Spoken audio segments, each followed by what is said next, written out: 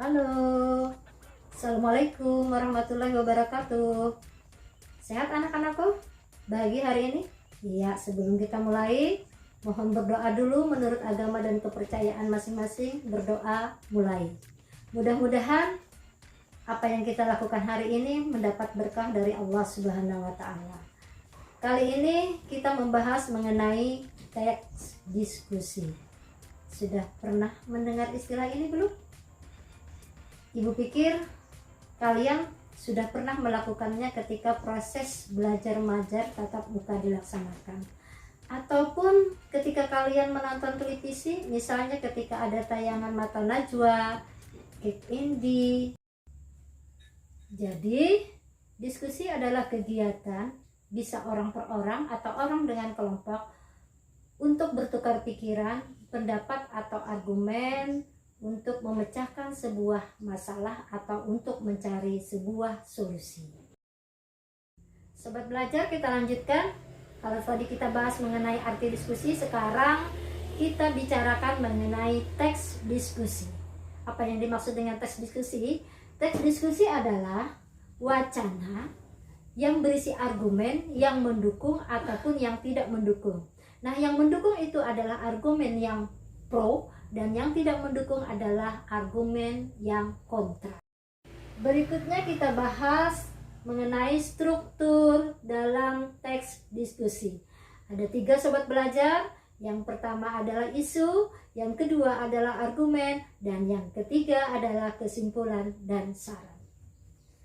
Yang pertama, isu. Isu adalah permasalahan yang diangkat atau yang dibicarakan.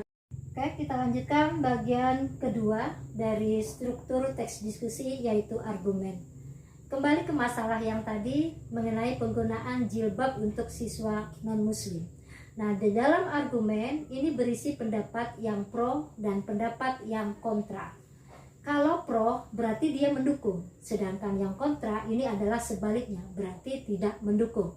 Nah, kasus yang tadi, penggunaan jilbab untuk siswa yang non-muslim, mungkin ada yang mendukung dan tentu saja ada pula yang tidak mendukung, dan mereka tentu memiliki alasannya masing-masing.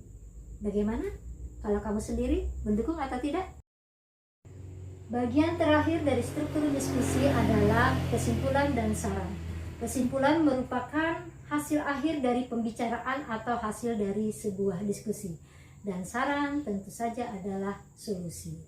Dan masih terkait penggunaan jilbab tadi di SMKN Negeri 2 Padang, berarti harus ada pihak-pihak terkait, apakah itu guru, atau komite sekolah, atau pemerintah, atau dinas terkait, harus duduk bersama untuk mencari solusi bagaimana penggunaan jilbab di kalangan siswa non-muslim. Nah, ini nanti harus diambil kata sepakat supaya tidak terjadi permasalahan. Dan ini jelas, ini adalah sebuah manfaat dari sebuah diskusi.